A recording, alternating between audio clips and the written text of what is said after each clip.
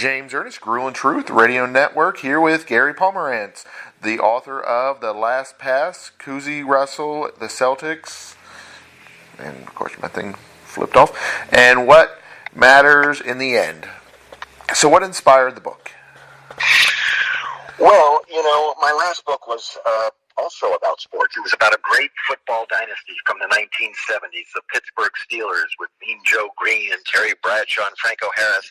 It was really a book about football's gifts and costs, what the game gives to players and what it takes from them. And I thought, it'd be fun to do a companion piece, maybe a baseball dynasty or basketball. Well, baseball, the great dynasty, of course, is the New York Yankees of the 1920s, 40s, or 50s. Most of those men, sad to say, have long past. I thought about basketball, the Celtics, of course, from the 50s and 60s. They won 11 titles in 13 seasons from 57 to 69, and most of those players are still alive in their 70s and 80s. And so I thought how great it would be to capture them before they're gone, because when you get to a certain age, it becomes less about the moments and more about what it all meant. Exactly. I was wondering, is Cousy or Russell Mr. Celtic? Well, they both are in a sense. Bob Cousy is the so-called Houdini of the hardwood. This is about what matters in the end. And Russell and Cousy are like the Babe Ruth and Lou Gehrig of this dynasty. And it's hard to believe that Bob Cousy is now 90 years old and Russell is 84. And Cousy has been going through a deep self-examination. In part through the 53 interviews I conducted with him over a 2.5-year period. Some in his living room in Worcester, and some in his condo where he spends winters in South Florida, and many by phone. And he's, it's rare in American life for a 90-year-old white man to reconsider race and how it played out in his life. But that's what Cousy has been doing. And, Russell won the Presidential Medal of Freedom given to him by Barack Obama. It's the equivalent of American knighthood. He won that award in 2011. And, on the court, Bill Russell won 5 Most Valuable Player awards and a record 11 NBA titles. At the time they played together in those 7 seasons from 1956 to 1963, the white sports writers from the Boston daily newspapers all referred to it as Cousy's team and Cousy's town. That was at least partially coded in racism. Truly it was, because there's no doubt it was Bill Russell's team, but the cheers from the white fans were louder and longer for Cousy than for Russell. And Boston has great liberal credentials, but it's also a city with a fraught racial history. So by the time everything was done, we can look at the numbers. Cousy won 0 championships in the 6 seasons before Russell got there. He won 6 in the 7 years they were together. And then after Cousy retired, Russell won an additional 5 over the next 6 years. So if it was Cousy's team, it was Russell's sport. Sounds like it. Unfortunately, Russell doesn't seem to get the credit when they do, of course, the argument of 6 championships. He's got to be the greatest because he won 6 titles. Well, why do people tend to forget about Russell's 11 when they argue about Jordan's 6? I don't think they forget about Russell's 11. It's just that he played a long time ago. Michael Jordan was more recent. Michael Jordan was launched by Nike with the Air Jordan shoes and Space Jam, the movie with Bugs Bunny. So Michael Jordan is a more modern media creation. Great player, too, of course. So our historical memory is short. People think, Michael Jordan played a long time ago. So what does that mean about Bill Russell? They young people today look at Russell and Cousy as prehistoric. But they're very much with us still. And, we owe them a debt of gratitude for, what they did for basketball. How did Cousy act with his teammates? Well, Cousy was the captain of the Celtics from 1950 to 1963. He could seem taciturn, he could seem a loner. On the court, he wanted the ball, and when he threw you a no-look catch, pass, you better catch it, because you got to be ready with Bob Cousy. He'd be looking one way and would be throwing the other way, and early on, when players weren't accustomed to it, his passes would ricochet off their head or their shoulders. And Red Auerbach, the legendary coach of the Celtics, called it the monkey business. He didn't want Cousy doing the monkey business. He said those teenage years are well-coordinated men, and if they don't catch the pass, it means it's the person who's throwing it. It was years later when Cousy, by which point Cousy had become a veteran, when Cousy said, after someone plays with me for a few weeks, they should know to be ready at all times. Now, you mentioned there were a lot of interviews that went into this. Was it mostly with Cousy, or did you interview others?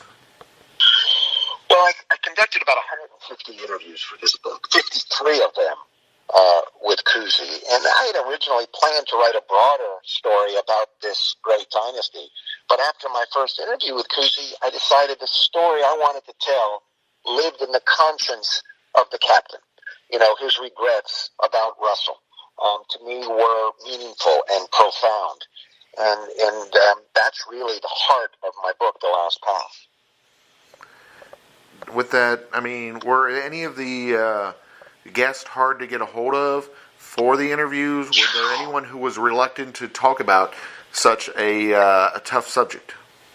Well, Bill Russell, unfortunately, did not sit for an interview. I reached out to Russell through the Celtics, and what I had said was there were two questions I wanted to discuss with him. One, the evolution of his relationship with Bob Cousy, and two, the letter that Cousy sent to him, the mea culpa apology in February of 2016. My book, The Last Pass, refers to that letter from Cousy to Russell. So, do you feel that that Cousy was able to support Russell in any way, or was it completely a lack of support, or because being a loner, that it wasn't anything against Russell, it was just that's who he was? Well, Cousy led by example, and he was with Russell, they were perfectly interlocking pieces on the floor in running the Celtics fast break, the transition game. They were magic on the floor together. And in the locker room and otherwise, they talked about the game, about their coach Auerbach, but never about their personal lives, never about civil rights. Their wives, Rose Russell and Missy Cousy, were much closer as friends than Cousy and Russ. So there was that. But one of the things about Cousy that is worth considering, most great athletes, as they grow old, they embellish or burnish the stories they tell about themselves. Like the fish they caught. It starts out as a guppy, and then with the retelling, it grows into a whale. But Cousy is not doing that. Cousy is talking about his flaws. He's drawing attention to a failing. He is saying, this is who I was, and it's his dying declaration. I should have done more. He was seen as a good guy by the league's early, black players. And when his teammate Don Barksdale, an African-American, was inducted into the Basketball Hall of Fame in 2012 posthumously, their friendship was such that Barksdale's sons asked Cousy to be their father's former presenter at Springfield Hall of Fame here in Massachusetts, and Cousy did. What was Cousy like off the court? Well, he didn't live in Boston. He had played nearby in college at Holy Cross in Worcester, and he didn't want to be in the big city. He could only do so many of those man of the year dinners, the rubber chicken circuit. He did a lot of that early on, but he liked having his refuge, and his refuge for his family, his wife and two daughters, was in Worcester. And I'm in Worcester now for an event I'm doing with Bob tonight at Holy Cross. And he's now been in Worcester for 72 years, a long time, and he's still the most famous man in this city. Yeah, I would definitely say so. I mean, being one of the icons of NBA basketball, and the fact that I can't think of anybody else in Worcester in the entire city, yeah, it makes sense. He should definitely stand out there. You mentioned about Babe Ruth and Lou Gehrig. I think another comparison that really comes to mind is Pee Wee Reese and Jackie Robinson. Do you feel there's any connection there? Well, of course, Pee Wee Reese was a Kentucky, and he was the shortstop of the Brooklyn Dodgers, teammate of Jackie Robinson's, and they were friends. There's a moment that has been discussed a lot in 1947 where there were racist harangues coming from near the dugout of the Cincinnati Reds at Crosley Field. And it has been said that, they were all, of course, directed at Robinson. This is pregame. It has been said that Reese walked over to Robinson, stood beside him, and threw his arm around Robinson's shoulder. There's even a statue commemorating the moment in front of the minor league ballpark in Brooklyn, New York. But that moment never happened. What happened was, as Reese and Robinson described it, best we can tell, is that Reese came over and stood next to him. He stood next to him. And it's almost trying to turn that into a Disney kind of experience, a Disney moment, a happy ending. That's what we wish had happened, that Robinson was, aided by his white teammate throwing his arm around Jackie's shoulder. It didn't happen. But there was friendship. And Cousy and Russell had friendship, but it was a little bit more remote, I think.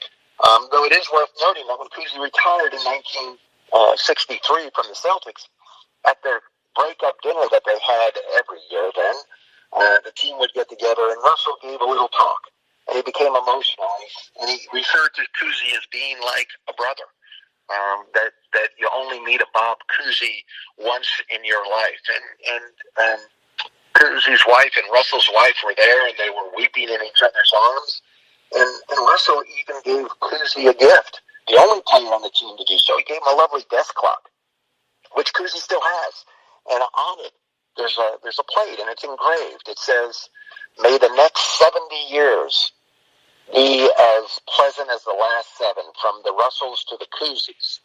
And 70 years must have seemed like a very long time to Bill Russell in 1963. But 55 of those years have now passed.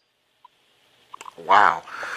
So it seems like he knew something going into it there, that Cousy would have a long life, or at least it's kind of inspired him to have one. So we go from that situation with the Reese and Jackie Robinson to something else, unfortunately nearby in Kentucky, the Lexington, Kentucky game with Russell and Cousy. Could you tell us about that? Sure. On October 17th of 1961, there was a game played in Lexington. It was an exhibition game between the then St. Louis Hawks, now they're the Atlanta Hawks, and the Celtics. And it was a sellout crowd at the arena, about 10,000 people. And these are the days of segregation. And when the Celtics came to Lexington, they were able to stay in the local hotel, the Phoenix Hotel.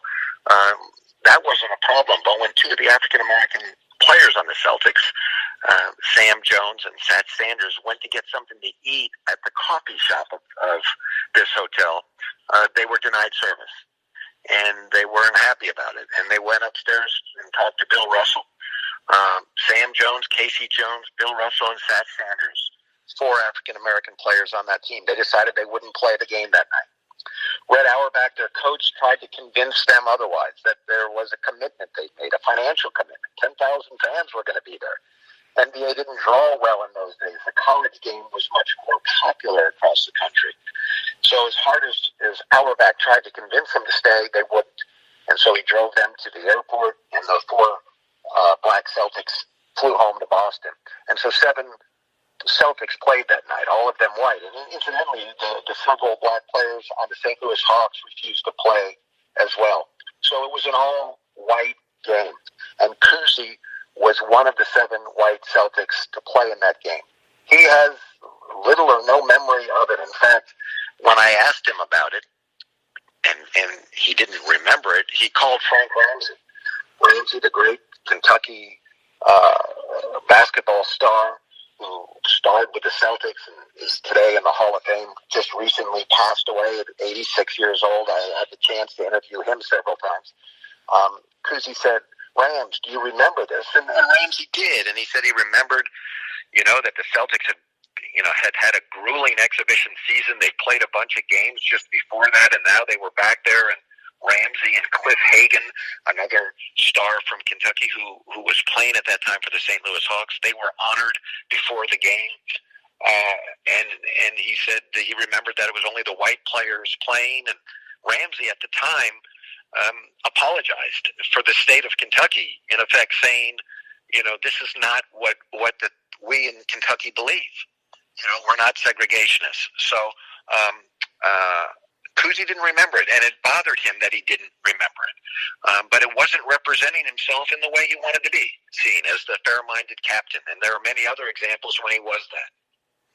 These stories sound exciting and very interesting, and obviously there's a lot more of them in the book. Where can fans get a copy of the book? Available, as they say, at all fine bookstores on Amazon.com. They can go to my website. It's Gary M. Pomerantz, Gary M. like Mason, last name spelled P like Peter, Omerantz, GaryMPomerantz.com. The book is called The Last Pass, and I've really enjoyed talking with you. It's been my pleasure. And I can imagine, like you were saying, that you're traveling the country, going to different places for the book. If fans are wanting to find out where those are going to be at, those are probably on your social media. What's your social media? Yes, sir. They will be social media. At Gary M. Pomerantz on Twitter, and Gary M. Pomerantz, my author page, on Facebook. Excellent. I'd like to thank you, Gary, for being on the show today. Thanks. It's fun to talk with you. My pleasure.